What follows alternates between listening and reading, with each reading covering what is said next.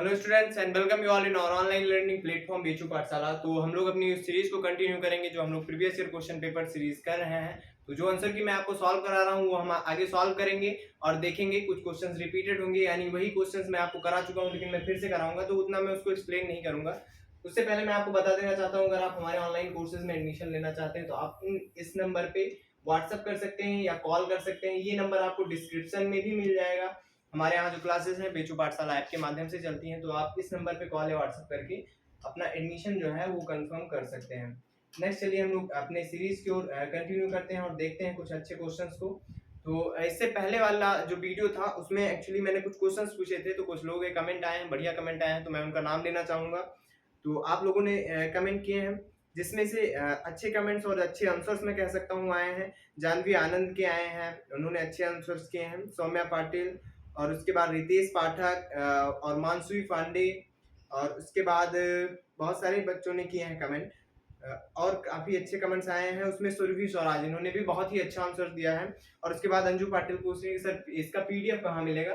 तो पीडीएफ जो भी ये पूरा हो जाए, आपकी जो आंसर की मैं सॉल्व करा रहा हूँ, ये अगर ये पूरा हो जाएगा तो उसके बाद टेलीग्राम पे हम आपको आंसर की शेयर कर देंगे। तो इसके बारे में आपको कोई भी टेंशन लेने की जरूरत नहीं है, तो आपको पीडीएफ मिल जाएगा। तो मैं मोबाइल रख देता हूँ। आप लोगों ने बहुत ही अच्छे आंसर्स किए, जो भी मैं इस वीडियो में क्वेश्चन पूछूंगा उसके भी आंसर्स आपको करने हैं। तो क्वेश्चन है, ये क्वेश्चन मैंने छोड़ दिया था क्योंकि मैं आपको बोर्ड पे एक्सप्लेन करने के लिए बोला था। इस क्वेश्चन का चलिए हम लोग देखते हैं क्या होगा सोल्यूशन। ओके, ये क्वेश्चन, इस क्वेश्चन में हम लोग पहले ये वाला जो पार्ट है, ये वाला पार्ट हम लोग पहले सॉल्व करेंगे। ओके, तो क्वेश्चन है, मैं यहाँ पे लिख देता हूँ। क्वेश्चन है 3 + 1 upon root 3, 3 + 1 upon root 3 plus 1 upon 3 plus root 3, उसके बाद है प्लस 1 अपान रूट 3 माइनस 3।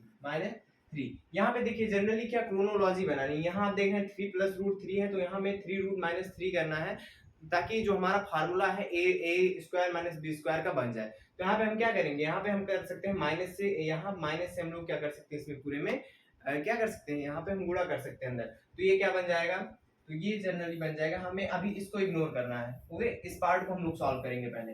इस पार्ट को सॉल्व करेंगे तो इसको जब हम माइनस से गुणा करेंगे तो ये चीज जो होगी, ये चीज ये माइनस में हो जाएगी, ये प्लस में हो जाएगी। तो इसको हम लोग लिख लेंगे 1/3 प्लस रूट 3, ये माइनस का हो जाएगा अपान 1/3 माइनस का रूट 3 हो जाएगा। ओके, क्योंकि जब हम माइनस से यहाँ गुणा कर देंगे तो चिन्ह क्या है, बदल जाएंगे। तो ये प्लस का, ये माइनस का हो जाएगा, ये प्लस का हो जाएगा। ओके, अब यहाँ आपको फार्मूला एक दिख रहा होगा, a square minus B square का आपको फार्मूला दिख रहा होगा। तो वहां से हम इसको सॉल्व करेंगे। तो इसको हम सॉल्व करेंगे तो ये आ जाएगा हमारा, यहाँ ऊपर हम करेंगे तो 3 माइनस रूट 3 और उसके बाद -3 प्लस रूट 3। ओके, तो यहाँ पे देखिए ये प्लस माइनस है, 3 कट जाएगा। ओके, यानी ये 0 हो जाएगा। उसके बाद नीचे क्या है हमारा, नीचे फार्मूला बन गया a square minus B square का। ओके, तो यहाँ पे ये a है, ये b है।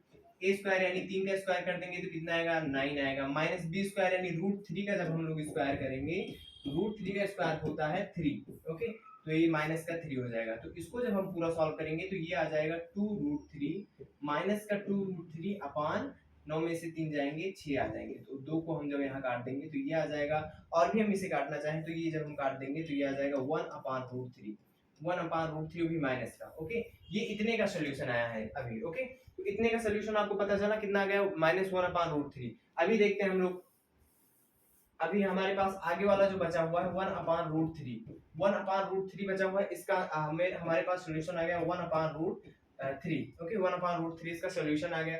तो अब इसको हम लोग सॉल्व करते हैं। इसको सॉल्व कर लेंगे तो आ जाएगा 3√3 प्लस 1/√3। ओके, तो √3 यानी हर जो है नीचे वाले जो है ये बराबर है, यहाँ पे हमें माइनस करना है इससे इसको। तो हम लोग क्या कर लेंगे, 3√3 plus 1 minus 1 upon √3। Okay, plus minus cut जाएगा। ओके, तो यहाँ से 3 से 3 कट जाएगा, तो हमारा आंसर क्या बच जाएगा, 3 बच जाएगा। यानी हमारा सही आंसर क्या हो जाएगा, 3 हो जाएगा। इस क्वेश्चन का सही आंसर क्या हो जाएगा, 3 हो जाएगा। आई होप ये क्वेश्चन आपको अच्छे से समझ में आया। पहले आपको ये वाला पोर्शन सॉल्व करना है, ये वाला पोर्शन। यहाँ पे आपको चिन्हों को एक फार्मूला बनाने के लिए यहाँ आपको माइनस से इसको गुणा करना पड़ेगा। उसके बाद हम ये वाला पोर्शन करके दोनों को क्या कर देंगे, जो भी हमारा चिन्ह रहेगा उसको मतलब घटा देंगे हम लोग, तो हमारा आंसर आ जाएगा 3। ओके, तो ये क्वेश्चन था, तो इसको मैंने आपको समझाया। एक और क्वेश्चन था, आई थिंक वो हम लोगों ने छोड़ा था। वो कौन सा क्वेश्चन था, आई होप वो हमको आगे मिल जाए। तो वो क्वेश्चन हम लोगों ने छोड़ा था क्योंकि वो क्वेश्चन भी मैं सोच रहा था आपको बोर्ड पे बताऊं तो अच्छा होता। तो वो क्वेश्चन आई थिंक चलिए आगे मिलेगा तो हम डिस्कस करेंगे वो क्वेश्चन। तो 50वां क्वेश्चन यहाँ तक मैं करा चुका हूँ, हमको 51 यानी 91 से करना है हमको। क्वेश्चन है ये क्वेश्चन पूछा है लीलावती के लेखक कौन है। लीलावती के लेखक के बारे में पूछा है। तो लीलावती के लेखक जो है वो भास्कराचार्य जी हैं। कौन है? भास्कराचार्य जी जो है ये लीलावती के लेखक हैं। लीलावती कोई खास रचना नहीं है। भास्कराचार्य जी की रचना है सिद्धांत शिरोमणि। ओके, हिंदी में लिख दे रहा हूं मैं, सिद्धांत शिरोमणि। सिद्धांत शिरोमणि, शिरोमणि, सिद्धांत शिरोमणि जो है ये भास्कराचार्य जी की रचना है। इस रचना के 4 भाग हैं। इस रचना के कितने भाग हैं? 4 भाग हैं, जिसमें से एक है लीलावती। ओके, तो ये सिद्धांत शिरोमणि का एक पार्ट है लीलावती, ना कि पूरी सिद्धांत शिरोमणि है। तो भास्कराचार्य जी ने रचना की थी सिद्धांत शिरोमणि की, उसी का एक पार्ट है लीलावती। ओके, तो आई होप ये आपको क्लियर हुआ। तो ये लीलावती जो है किसका पार्ट है? सिद्धांत शिरोमणि का पार्ट है। नेक्स्ट क्वेश्चन है, a series is given with one term. मैं आपको पढ़ के सुना रहा हूँ। एक्चुअली ये जूम नहीं हो पाता क्योंकि पूरा का पूरा पीडीएफ आंसर की ही खुला हुआ है।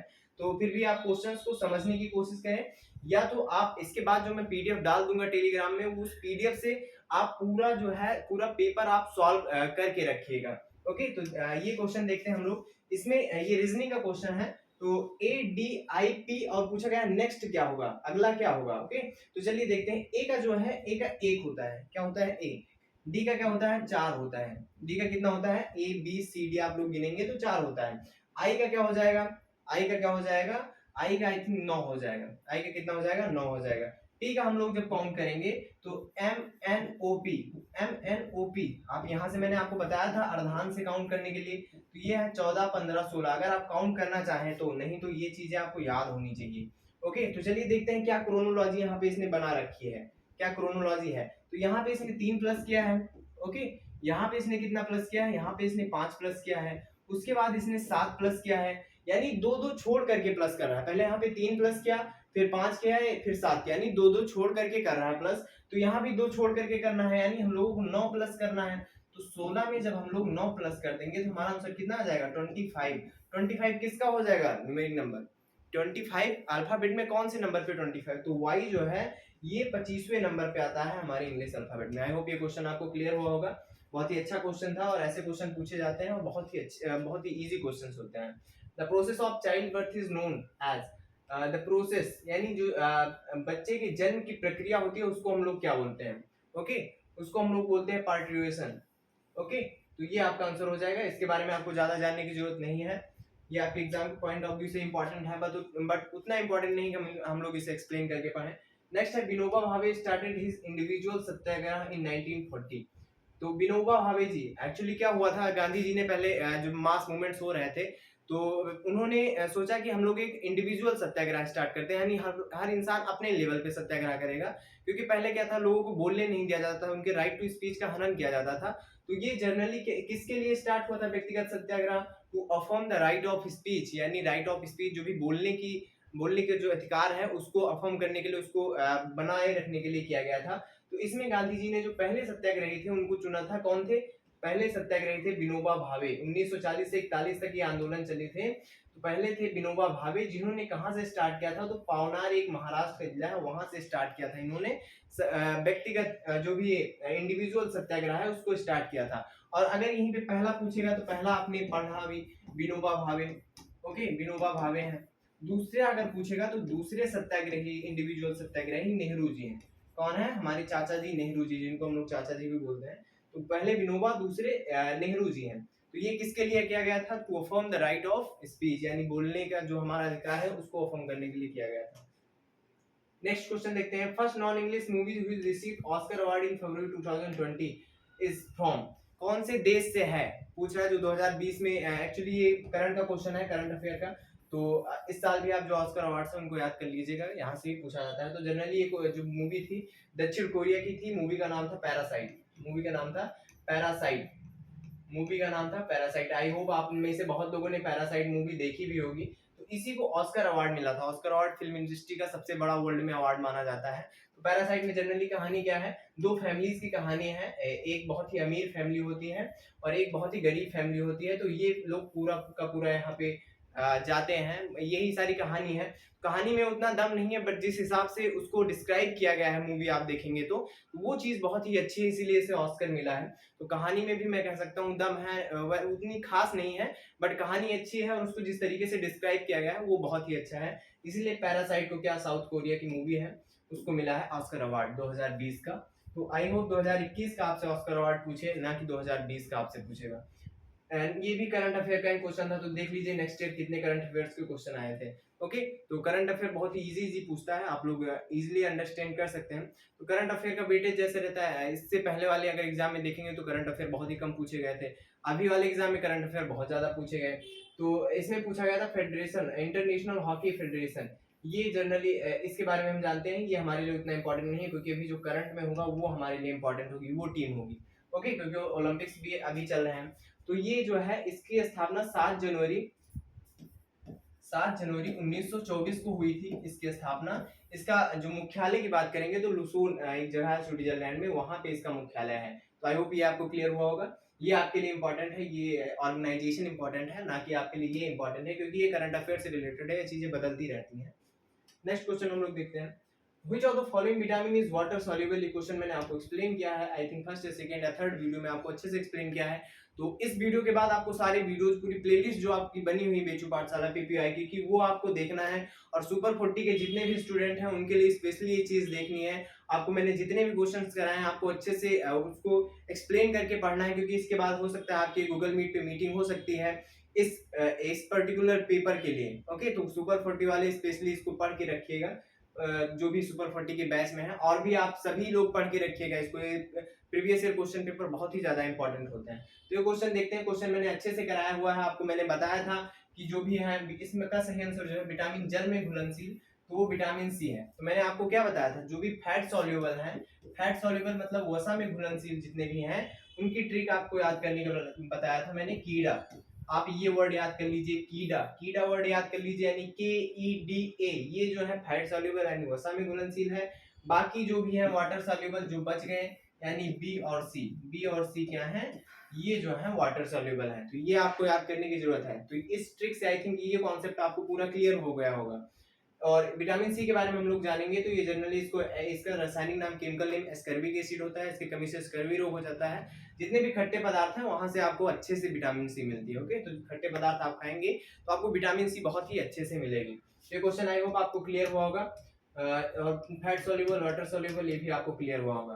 ओके, नेक्स्ट क्वेश्चन देखते हैं हम लोग। इसको इरेज कर लेते हैं ताकि नेक्स्ट क्वेश्चन आपको अच्छे से समझ में आए। नेक्स्ट क्वेश्चन है, if the sum of few numbers, इसमें कह रहा है कुछ संख्याएं हैं जिनका योग कितना है, जिनका योग है 450, कितना है 450, और उनका जो एवरेज है, औसत है, वो है 50। संख्याओं का पूरा योग 450 है और औसत है 50। तो आप बता सकते हैं संख्याएं कितनी है, संख्याएं कितनी होंगी। तो संख्या होंगी, जब हम इसे 50 से कर देंगे डिवाइड, तो संख्या हो जाएंगी 9, यानी 9 संख्याएं हैं जिनका योग 450 है, औसत 50 है। उसके बाद क्या कह रहा है, इतना आपको क्लियर हुआ, ये फर्स्ट स्टेज था। सेकंड स्टेज पे हम लोग चलेंगे, तो और यदि अन्य संख्या 100 उसमें मिला दिया जाए तो औसत हो जाएगा। कह रहा है इसमें अगर हम 100 और मिला दें, यानी 450 तो है ही, इसमें अगर हम लोग 100 और जोड़ दें, 100 और जोड़ दें, यानी ये कितना हो जाएगा 5500, ओके सॉरी 550 रुपए हो जाएंगे। सॉरी मैं गलती से बोल गया, तो ये 550 रुपए हो जाएंगे अगर हम 100 और मिला देंगे तो। बट 100 और मिलाएंगे तो एक क्वांटिटी भी तो बढ़ेगी, यानी 9 से कितनी संख्याएं हो जाएंगी, वो 10। 9 से कितनी हो जाएंगी, एक और जोड़ देंगे तो 10 संख्याएं हो जाएंगी।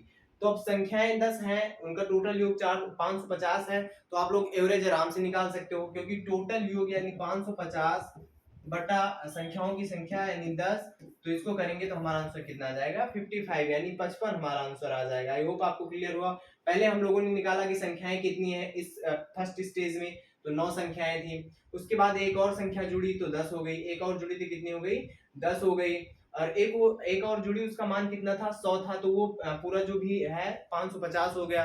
550 हो गया, 100 और जुड़ गए, तो 550 को जब हम संख्या से भाग कर देंगे तो हमारा एवरेज आ जाएगा 55। तो 55 आपका राइट आंसर हो जाएगा। आई होप ये क्वेश्चन आपको अच्छे से क्लियर हुआ होगा। नेक्स्ट क्वेश्चन देखते हैं हम लोग। साइमन कमीशन का विरोध करते हुए लाला लाजपत राय ने घातक चोटों का सामना किया। क्वेश्चन पूछ रहा है यह घटना कहाँ हुई थी? तो आप लोग बहुत ही अच्छे से जानते होंगे, साइमन जो है 1928 में साइमन भारत आया। ओके, साइमन भारत आया, तो ये साइमन भारत आया, इसमें जनरली क्या हुआ, जब साइमन कमीशन भारत आया तो इसमें 7 सदस्य थे, 7 सदस्य थे, जिसमें से एक साइमन खुद था और दूसरे जो 4 सदस्य थे वो कंजर्वेटिव पार्टी से थे, वहां की जो कंजर्वेटिव पार्टी है इंग्लैंड की, और दो मेंबर्स हैं वो थे लेबर पार्टी से, जो लेबर पार्टी जिसने भारत को आजादी दी, जो ब्रिटेन में जिसकी स्थापना हुई, क्लेमेंट एटली थे प्रधानमंत्री। तो 7 सदस्य थे, तो इसमें कोई भी भारतीय था ही नहीं।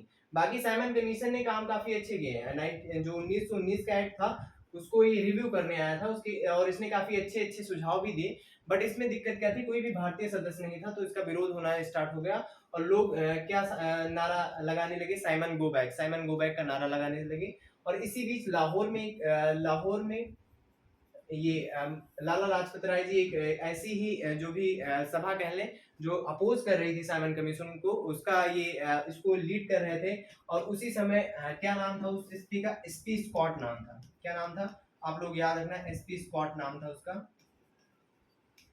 ओके, उसका नाम था एसपी स्कॉट। उसने ऑर्डर दे दिया और इस भीड़ पे लाठीचार्ज हो गई, और उसमें लाला लाजपत राय को, जो भी लाहौर में लाला लाजपत राय को इतनी सारी लाठियां पड़ी कि इनकी वहां पे क्या हो गई, डेथ हो गई। कुछ देर बाद हॉस्पिटल में इनकी डेथ हो गई। तो ऑर्डर किसने दिया था? SP Scott. उसके बाद इनके चाहने वाले जो भी भगत सिंह वगैरह सब लोग थे, उन्होंने एक कॉन्स्पिरेसी अटेम्प्ट की, जिसको बोला जाता है लाहौर षड्यंत्र केस। क्या बोला जाता है? लाहौर षड्यंत्र केस। उसमें इन्होंने प्लान किया कि एसपी इनको मार देंगे, जिन्होंने ये दिया था इनको मारने का पूरा प्लान बनाया। लेकिन उस दिन ऐसा हुआ कि इनकी जगह पे सॉन्डर्स आ गए। क्या आ गए?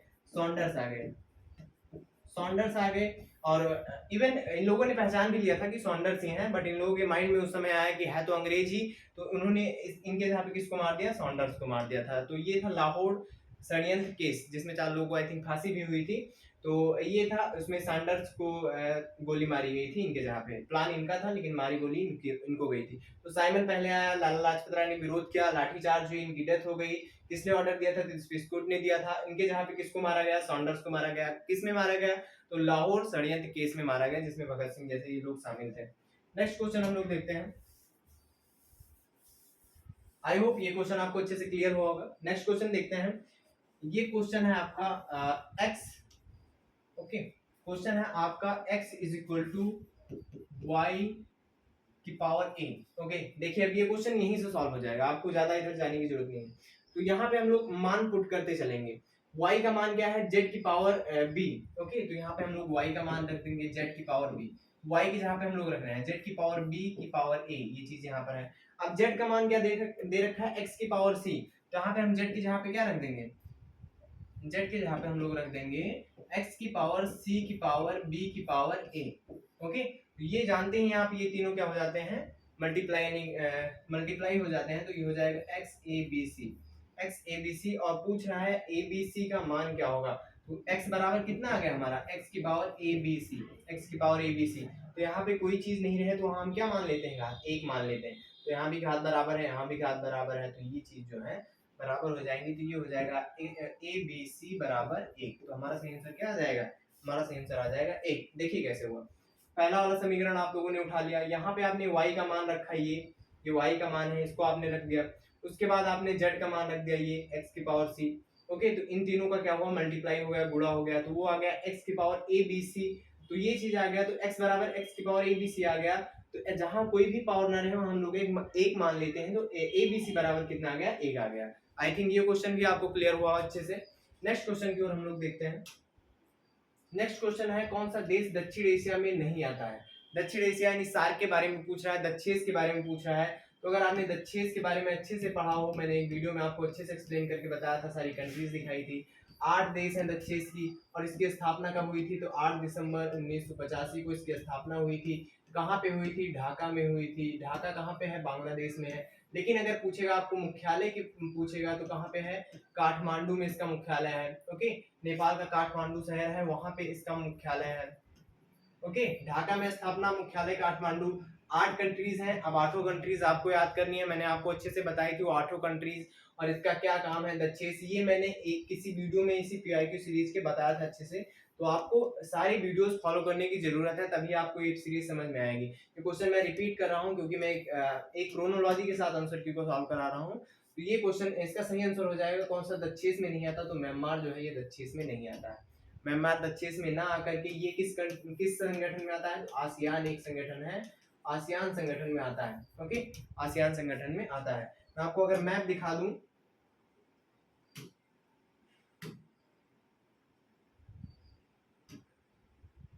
अगर आप लोग ये वाला मैप देखेंगे तो आप लोगों को आई होप थोड़ा बहुत आइडिया लग जाए कौन सी संगठन कहाँ कहाँ है। तो यहाँ पे जो ये भी कंट्रीज हैं, जो भी कंट्रीज है यहाँ वाली, ये कंट्रीज जो है ये सार्क कंट्रीज है। कौन सी कंट्रीज है, सार्क कंट्रीज है, ये सार्क कंट्रीज हैं। यहाँ से आप जो ये कंट्रीज देखेंगे, सॉरी ऑस्ट्रेलिया को आप छोड़ दीजिए, यहाँ इंडोनेशिया, वियतनाम, ये सब देखेंगे, ये आसियान कंट्रीज है। ओके, आसियान कंट्रीज है, तो म्यांमार इसी आसियान कंट्रीज में आता है, ना कि हमारे सार्क कंट्रीज में आता है। तो ये इधर सार्क कंट्रीज है और ये इधर यहाँ पे आसियान कंट्रीज है। नेक्स्ट क्वेश्चन हम लोग देखते हैं। आई होप ये भी मैंने आपको बता दिया, ये क्वेश्चन मैंने एक्सप्लेन कर रखा है। Which of the following states has recently passed the resolution of abolition of its legislative council?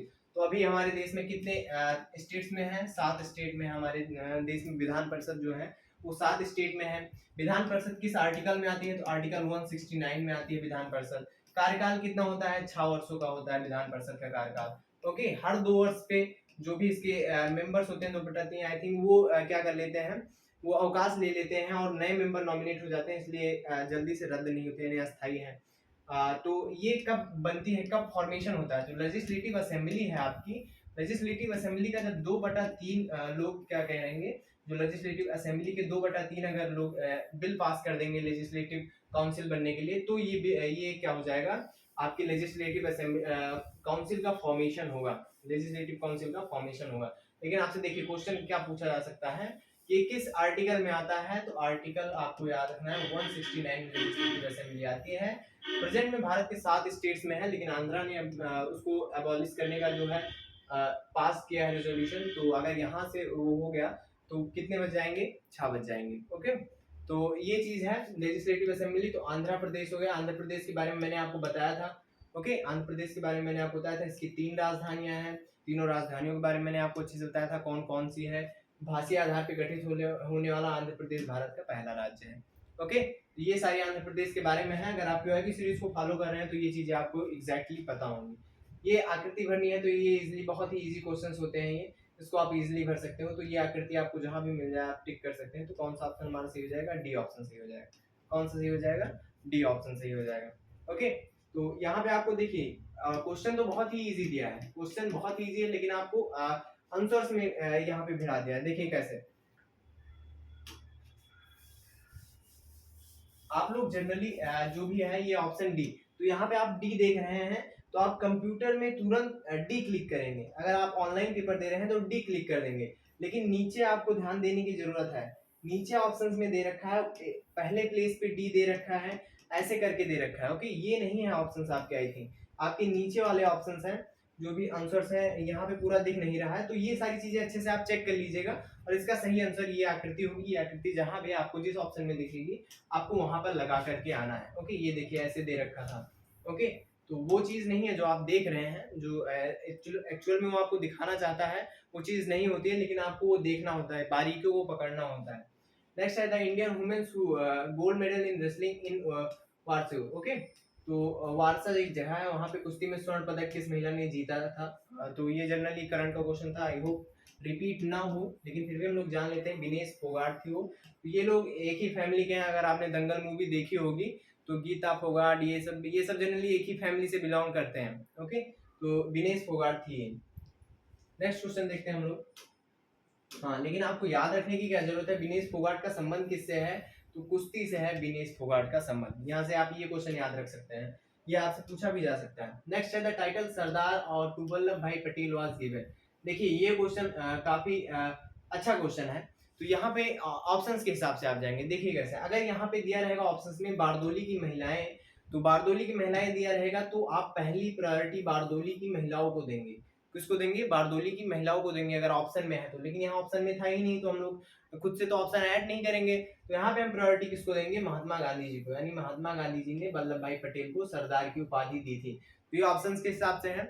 अगर ऑप्शन में रहेगा बारदोली की महिलाएं तो आप बारदोली की महिलाओं को पहले क्लिक करेंगे, नहीं तो आप महात्मा गांधी जी को क्लिक कर सकते हैं। नेक्स्ट है question number 66। Question number 66, if the radius of a circle is decreased by 50%, find the percentage change in the area. Okay, find the percentage change in the area। तो ये क्वेश्चन बहुत ही अच्छा question है। यहाँ पे हम लोग सक्सेसिव लगाएंगे। देखिए सक्सेसिव क्या होता है, तो हम बताते हैं आपको। एक्चुअली एरिया क्या है, किसी भी ये मान लीजिए ये है आपका वर्ग। वर्ग में क्या होती है? चारों भुजाएं बराबर होती हैं। चारों भुजाएं क्या होती हैं? सॉरी, वृत्त पूछ रहा है। ओके, यहाँ पे वृत्त पूछ रहा है, वृत्त पूछ रहा है, तो वृत्त का हमें एरिया पता करना है। ओके, एरिया का पता करेगा तो एरिया जनरली 2 डायमेंशनल होती है, यानी 2 डायमेंशन, 2 सीमा होती हैं। और जो भी आयतन होता है, अगर वॉल्यूम पूछेगा तो वो 3 डायमेंशंस के होते हैं अधिकतर केसेस में। तो यहाँ पे 2 डायमेंशंस हैं, तो सक्सेसिव केस कौन सा लगेगा? देखिए, अगर वही चीज 50% की ही कमी हो रही है, वही चीज बार बार हो रहा है, तब हम सक्सेसिव लगाएंगे x plus Y plus X Y upon 100। ये सक्सेसिव हम लोग लगा देंगे। ओके, लेकिन यहाँ पे कमी हो रही है तो हमको -50 रखना है। क्या रखना है? -50। तो देखिए x के जहाँ पे हम लोग -50 रखेंगे, मैं आपको साफ से करके दिखाता हूँ। ऊपर x के जहाँ पे हम लोग क्या रखेंगे? -50। आई होप आपने सूत्र लिख लिया होगा। उसके बाद y के जहाँ पर भी हम लोग -50 रखेंगे, क्योंकि 50% की कमी हो रही है ना, तो x और y दोनों का मान यही होगा, पर यहाँ भी हम वही रखेंगे। उसके बाद जब हम -50 यहाँ पे मल्टीप्लाई कर देंगे, यहाँ पे प्लस है लेकिन यहाँ पे होगा ये तो माइनस ही हो जाएगा ये। ओके, तो यहाँ पर ये माइनस है अपॉन 100, पूरा सूत्र हमने अप्लाई कर दिया। अब देखिए ये आ जाएगा, माइनस माइनस प्लस हो जाएगा, माइनस माइनस क्या हो जाएगा? प्लस हो जाएगा। तो यहाँ पर भी प्लस ही है, तो यहाँ पे माइनस माइनस क्या कर देंगे? प्लस कर देंगे, प्लस हो जाएगा। तो ये हो जाएगा 2500/100, ये हो जाएगा। यहाँ से आ गया आपका 25, क्या आ गया? 25। यहाँ पे माइनस माइनस क्या कर देंगे हम लोग? प्लस कर देंगे। सॉरी, माइनस माइनस मतलब जुड़ जाएगा, लेकिन चिन्ह जो रहेगा वो माइनस का ही रहेगा। तो यहाँ पे आ गया 100, तो 100 माइनस 100 प्लस 25, 100 प्लस 25, 100 प्लस 25। तो यहाँ देखिए, यहाँ माइनस है यहाँ प्लस है, तो क्या होगा? ये क्या हो जाएगा? घट जाएगा। ये क्या हो जाएगा?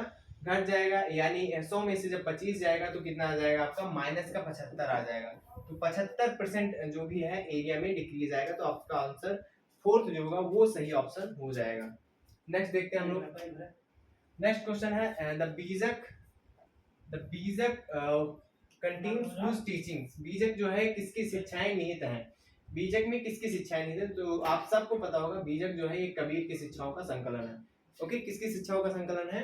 कबीर की शिक्षाओं का संकलन है। आपको ज्यादा जानने की जरूरत नहीं है, उनकी एक ही रचना बहुत फेमस है, वो है बीजक। पक्के टाइगर रिजर्व, टाइगर रिजर्व के बारे में मैंने आपको बहुत अच्छे से एक्सप्लेन किया है। I think first he video होगा, जो लोग इस सीरीज को फॉलो कर रहे हैं उनको अच्छे से पता होगा। तो मैंने बताया था, मैंने अरुणाचल प्रदेश के सारे टाइगर रिजर्व सब कुछ बताया था आपको। टाइगर रिजर्व का पूरा इतिहास बताया था हमने। तो पक्के टाइगर रिजर्व कहाँ पे है? अरुणाचल प्रदेश में है। आपको कमेंट बॉक्स में एक बार फिर से बताना है, क्योंकि आपने फर्स्ट या सेकंड वीडियो में इसका आंसर दिया था। तो आपको बताना है कि सबसे बड़ा टाइगर रिजर्व और सबसे छोटा टाइगर रिजर्व कौन सा है और कहाँ पर है। आपका क्वेश्चन है ये आज का। आपका क्वेश्चन है कि सबसे बड़ा और सबसे छोटा टाइगर रिजर्व कहाँ पर है, ये आपको कमेंट बॉक्स में आंसर करना है।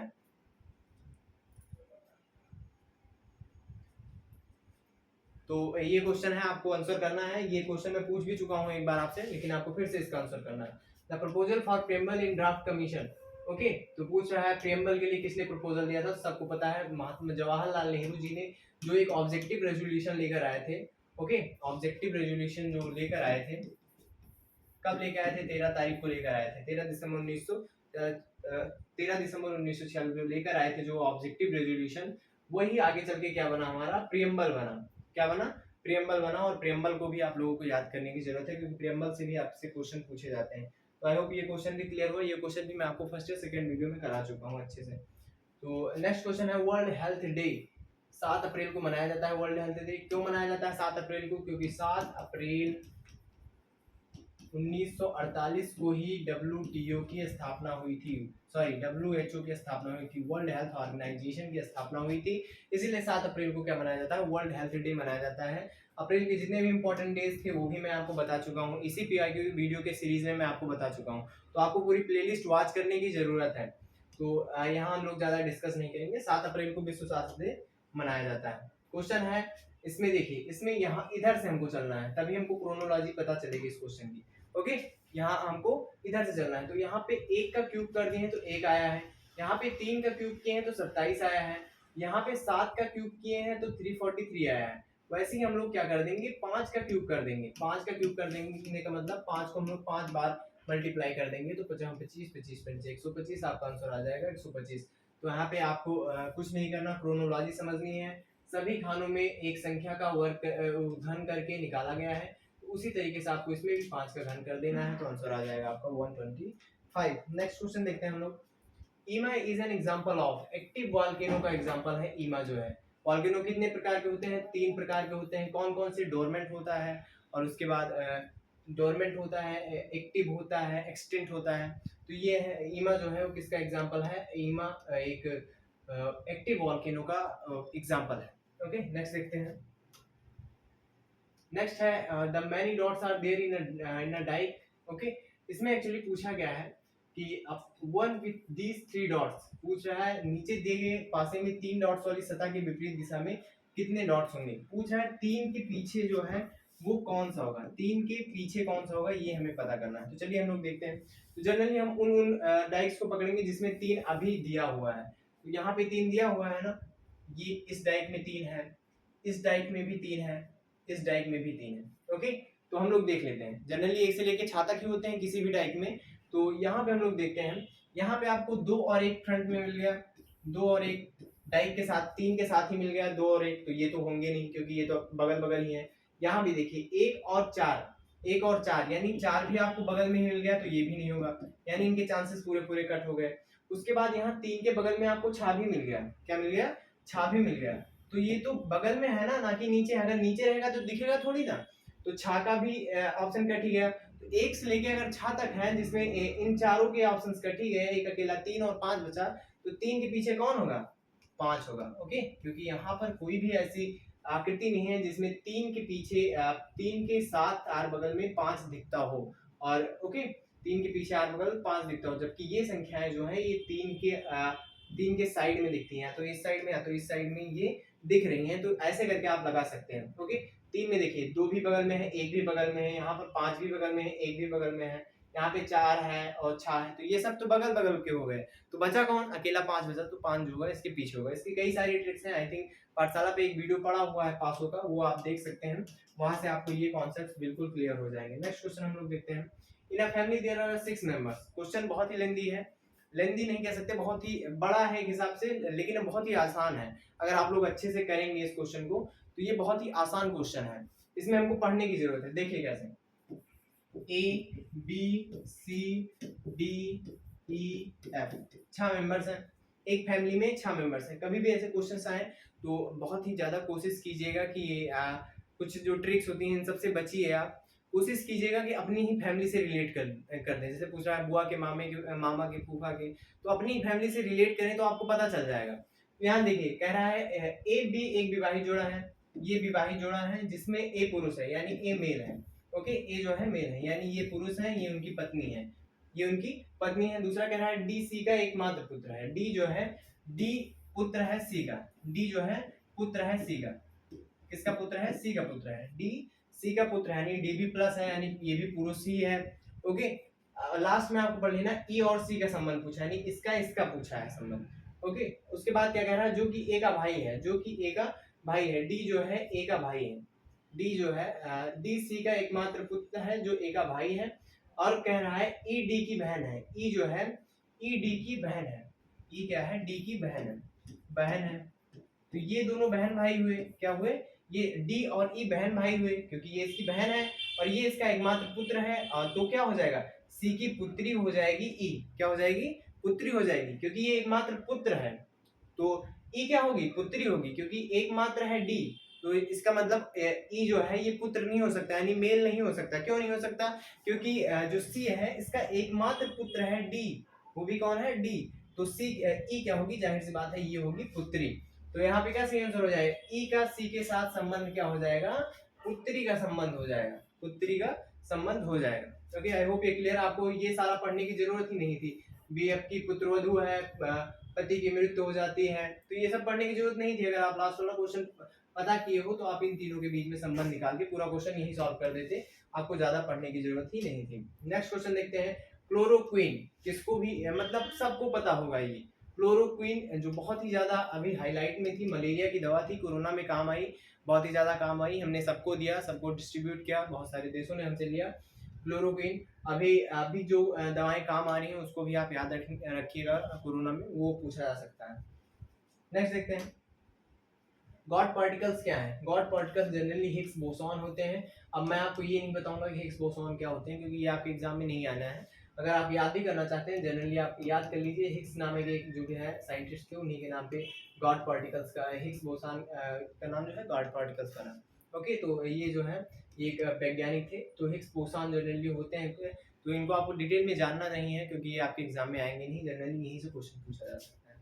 नेक्स्ट देखते हैं, किसे लोकहितवादी कहा जाता है? गोपाल हरि देशमुख, गोपाल हरि देशमुख को लोकहितवादी कहा जाता है। क्या कहा जाता है? लोकहितवादी कहा जाता है। जनरली एक पत्रिका निकालते थे जिसका जो पेन नेम था वो लोकहितवादी था, इसलिए इनको लोकहित था, इसलिए इनको लोकहितवादी कहा जाता है, गोपाल हरि देशमुख को। नेक्स्ट देखते हैं हम लोग, which blood group type is called the universal donor? ये क्वेश्चन भी मैं आपको करा चुका हूँ। तो टाइप ओ है यूनिवर्सल डोनर, यानी सर्वदाता। ओके, डोनर का मतलब होता है सर्वदाता। अगर यही पूछ लेगा सर्वग्राही कौन होता है, तो ओके, यूनिवर्सल डोनर सर्वग्राही होता है एबी, ये होता है सर्वग्राही। ओके, मतलब कि एबी जो है ये सबसे ब्लड ग्रुप ले सकता है। ओके, सबसे ले सकता है, लेकिन काफी कंजूस है, किसी को दे नहीं सकता। ओके, तो एबी जो है सर्वग्राही, यानी सबसे ले तो लेगा लेकिन देगा ये किसी को नहीं। बट ओ जो है ये बहुत ही अच्छा आदमी है, एक हिसाब से कह सकते हैं बहुत ही अच्छा ब्लड ग्रुप है, ये सबको देता है, लेकिन लेता अपने ही बिरादरी से है, कह सकते हैं वो से ही लेता है। तो ये सर्वदाता है और ये सर्वग्राही है। नेक्स्ट है, in each side of square, यानी अगर एक वर्ग की सभी भुजाओं को 25% बढ़ा दिया जाए तो उनके क्षेत्रफल में कितने प्रतिशत की परिवर्तन हो जाता है? एरिया की बात की है मैंने, अभी आपको मैंने बताया एरिया में 2 डायमेंशंस होते हैं, 2 डायमेंशंस के लिए हम कौन सा सक्सेसिव लगाएंगे? अगर ऐसा बोल रहा है बढ़ाने या घटाने की, तो ये वाला सक्सेसिव फार्मूला हम लोग लगा देंगे। ओके, ये वाला सक्सेसिव फार्मूला हम इसमें अप्लाई करके देखेंगे। तो ये जनरली बढ़ाने की बात कर रहा है, तो ये प्लस में ही रहेगा, तो 25 प्लस 25 प्लस 25 इंटू 25 अपॉन 100, तो 25 का हम 25 से करेंगे तो कितना हो जाएगा? ये हो जाएगा आपका 25 25 50 हो जाएगा, प्लस ये हो जाएगा 625 अपॉन 100, तो यहाँ पे यहाँ पे लग जाएगा 2 पे, यानी ये आ जाएगा 6.25। जब हम इसको ऐड कर देंगे तो आ जाएगा 56.25 आ जाएगा हमारा आंसर। तो ये आपका आंसर हो गया अगर आप सक्सेसिव लगाएंगे। ये फार्मूला आप याद रखिए, कभी भी बोले दो कोई भी संख्या को 25% बढ़ाया जाता है तो उसके जो भी जोड़ में है घटाने में कितनी कमी हो जाएगी, तो आपको ये फार्मूला जनरली वहाँ पे पुटअप करना है, आपको अच्छे से आंसर आ जाएगा। आई होप आपको परसेंटेज वाले सर जो पढ़ाए होंगे परसेंटेज चैप्टर में ये सक्सेसिव का बहुत अच्छा उपयोग पढ़ाए होंगे, बहुत ही अच्छा फार्मूला है। आई थिंक आपके इंटरेस्ट लेवल के बहुत सारे क्वेश्चंस लपेट देता है ये फार्मूला, बहुत ही अच्छा फार्मूला है ये।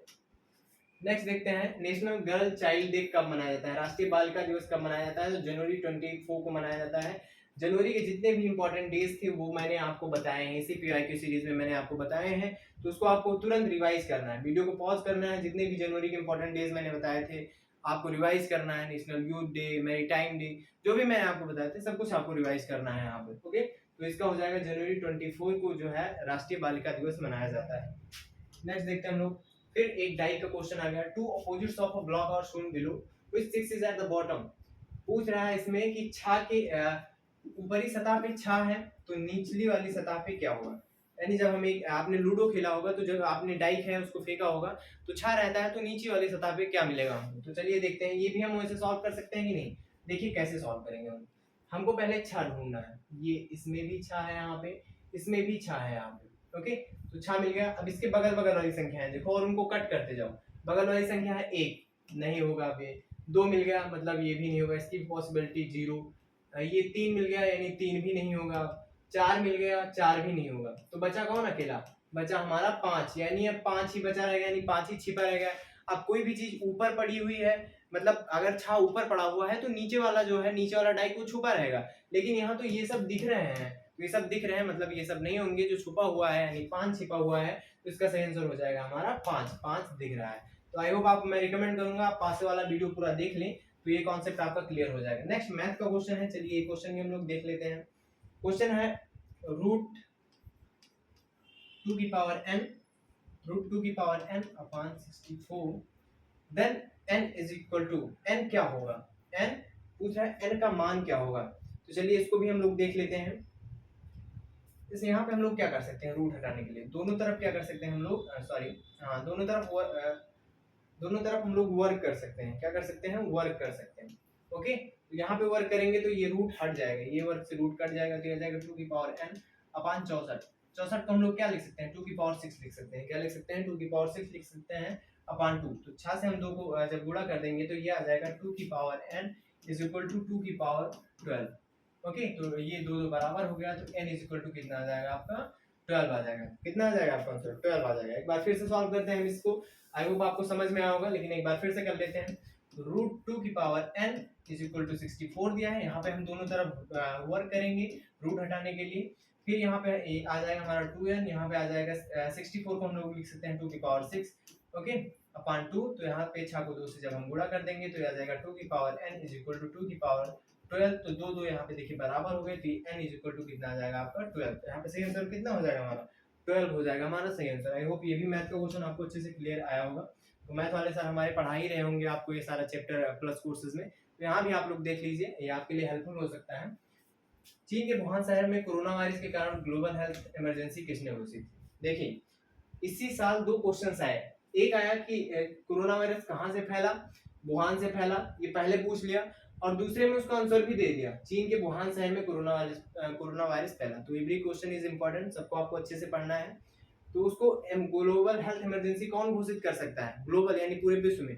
तो जाहिर सी बात है वर्ल्ड हेल्थ ऑर्गेनाइजेशन ही घोषित करेगी, और कोई घोषित नहीं करेगा। तो ये है। तो इसकी स्थापना की बात करेंगे हम लोग, तो 7 अप्रैल 1948 को इसकी स्थापना हुई थी। इसी वजह से 7 अप्रैल को वर्ल्ड हेल्थ डे मनाया जाता है। वर्ल्ड हेल्थ डे मनाया जाता है। इसके हम जो बोल सकते हैं, इसका हेडक्वार्टर जिनेवा में है, जो कि स्विट्जरलैंड में है।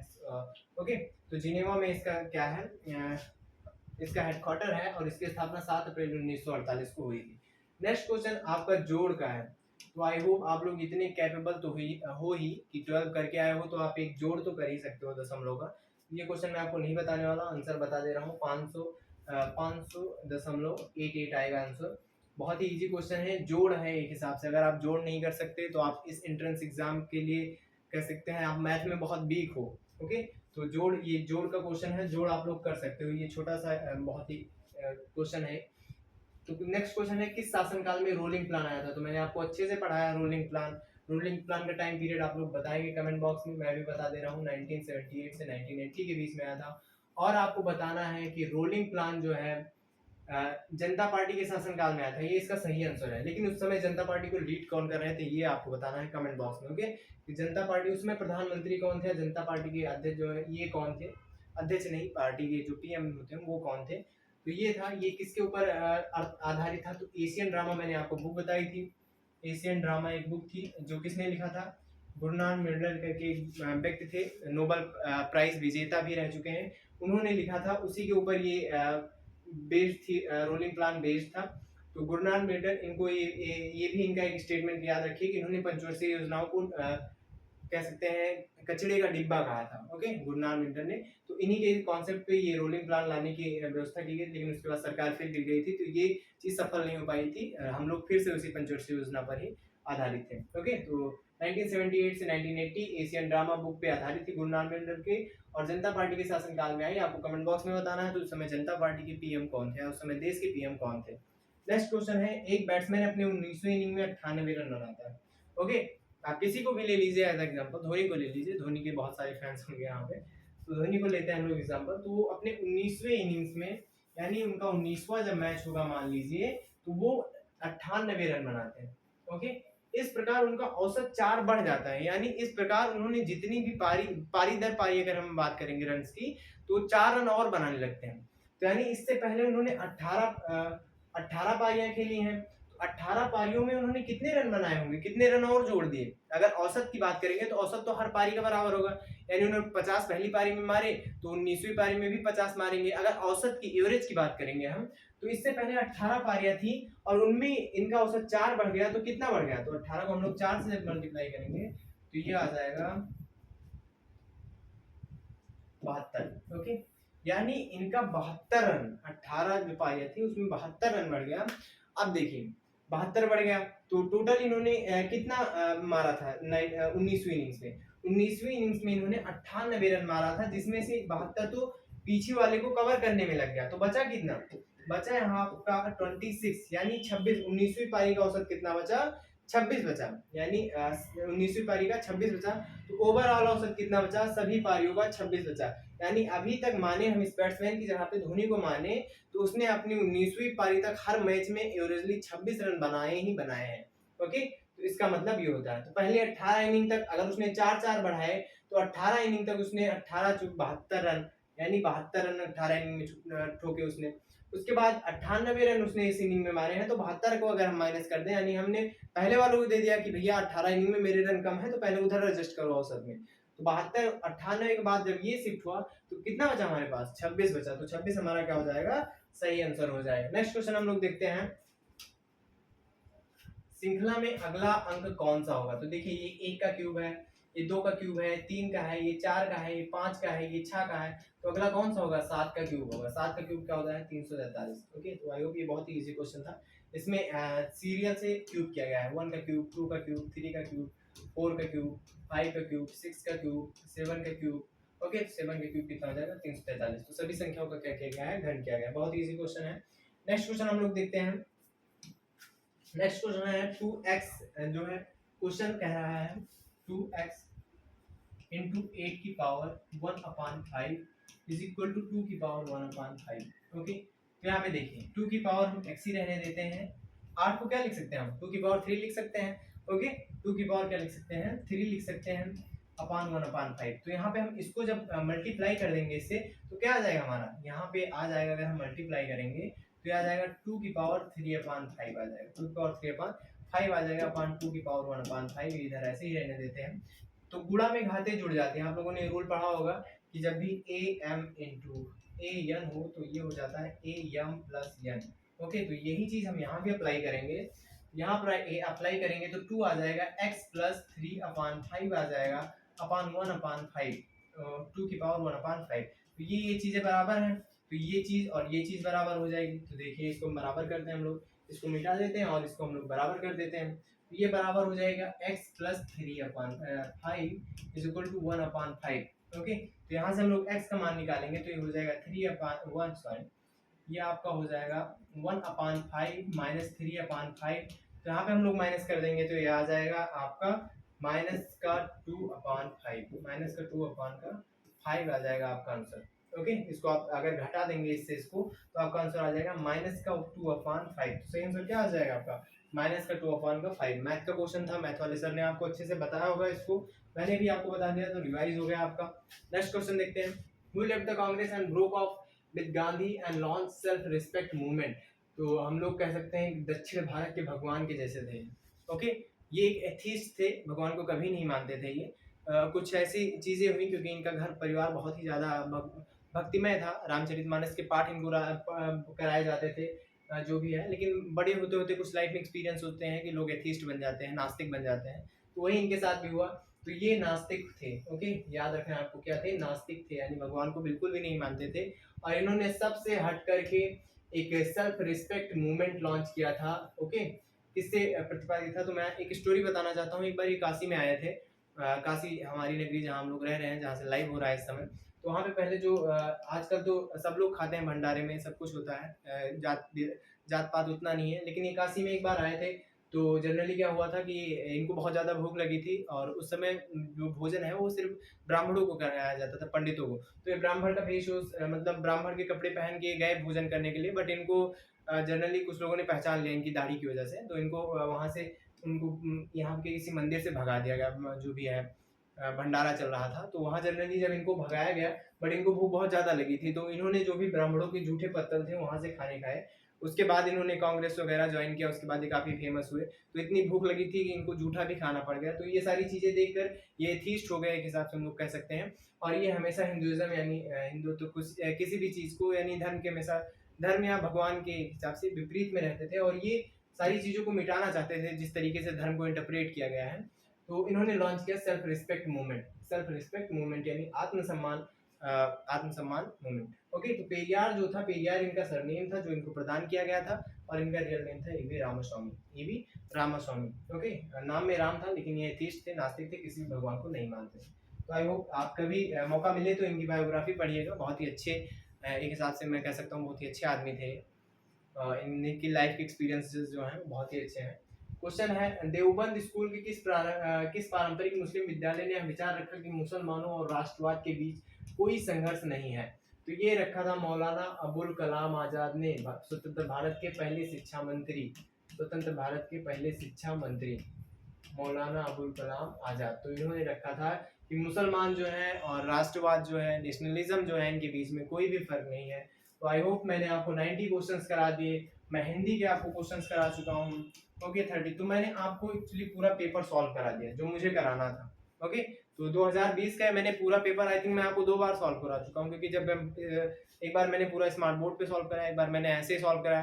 तो ये आपके लिए बहुत इंपॉर्टेंट है। आपको सारे क्वेश्चन जो भी 90 क्वेश्चन इधर, 30 क्वेश्चन उधर हिंदी के कराए हैं, ये आपको कंप्लीट रखने हैं अच्छे से। जो भी मैंने आज क्वेश्चन पूछे उसके आपको आंसर्स देने हैं कमेंट बॉक्स में। ओके, अब नेक्स्ट में हम लोग 2019 का जो पेपर है उसको हम लोग सॉल्व करने की कोशिश करेंगे, उसको हम लोग अच्छे से सॉल्व भी करेंगे। और जो भी सुपर 40 वाले बच्चे हैं उनके लिए मैं बता देना चाहता हूँ कि आपको ये पूरा, ये जितने भी वीडियोस हैं, जो प्लेलिस्ट है पीआईक्यू की, आप ये मस्ट वॉच कीजिए ना कीजिए इसमें मुझे मतलब नहीं है, लेकिन आपको क्या करना है, आपको जितने भी क्वेश्चंस हैं आपको पूरा एक्सप्लेन करके जैसे मैंने बताया है वैसे आपको कंप्लीट होना चाहिए, क्योंकि आपकी बहुत जल्द इसके लिए एक लाइव, इसके लिए आपका एक सेशन हो सकता है गूगल मीट पे, जहां से इससे क्वेश्चन उठ सकते हैं। तो आप लोग तैयार रहिए, वहां से आपसे क्वेश्चन उठ सकते हैं। तो 2020 का पेपर एक्चुअली आपको पूरा प्रिपेयर होना चाहिए। यहाँ पे मैंने 2020 का पूरा पेपर करा दिया है, एक साल का पूरा विगत वर्ष का पेपर हो चुका है। अभी तक जिन्होंने नहीं वॉच किया, पूरी प्लेलिस्ट बनी होगी।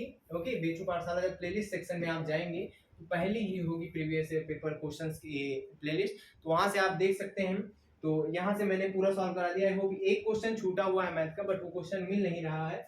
अगर वो हमको मिल जाए तो हम क्वेश्चन भी आपको करा दें। तो आई होप ये क्वेश्चंस आपको अच्छे से क्लियर हो गए होंगे, आपने अच्छे से इनको लगाया भी होगा।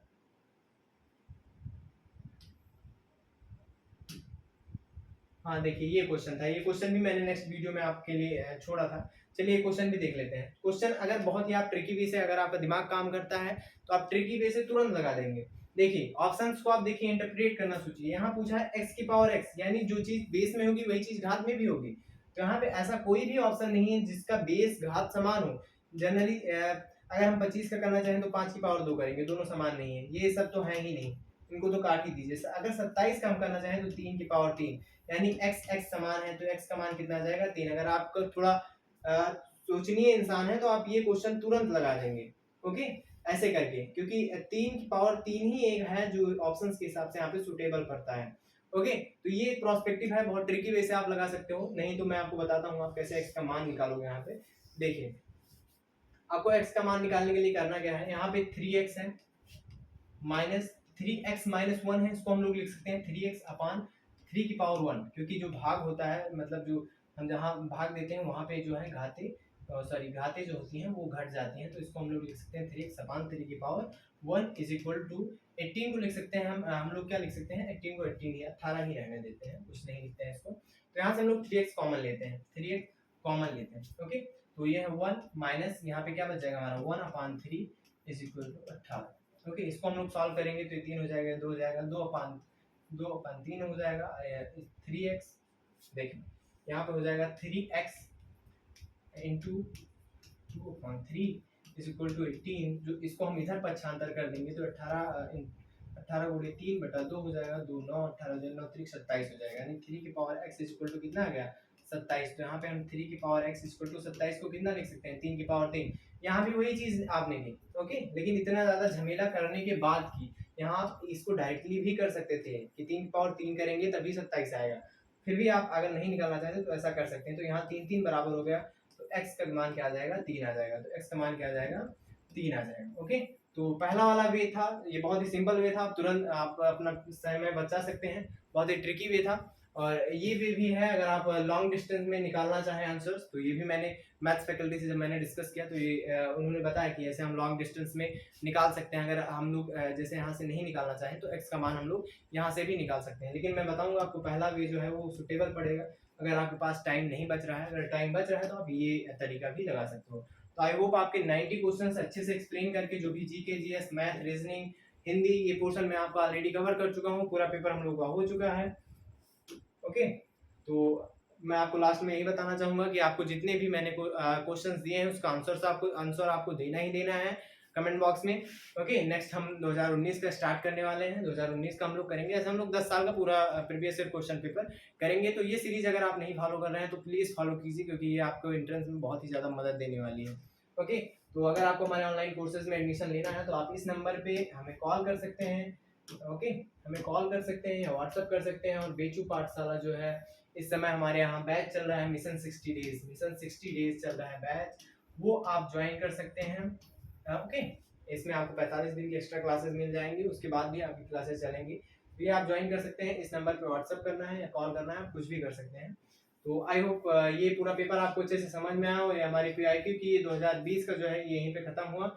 इसका आपको PDF चाहिए तो PDF आई थिंक मैं टेलीग्राम पे डलवा दूंगा सर से, ये PDF मिल जाएगा। अगर आपको यहाँ पे थोड़ा दिखने में दिक्कत होती है तो आप क्वालिटी को बढ़ा करके देखिए, और अगर ऐसी दिक्कत होती है तो आप पहले जो मैं आंसर की डालूंगा उसमें से आप क्वेश्चन देख लीजिए, सोल्यूशन आप यहाँ देख लीजिए, ऐसे भी हो सकता है। तो टिल देन कीप वाचिंग बेचू पाठशाला, और अगर अभी तक आपने सब्सक्राइब नहीं किया तो सब्सक्राइब कर लीजिए, और इस PIQ इस जो सीरीज ये चल रही है इसको आप जरूर से जरूर फॉलो करिए।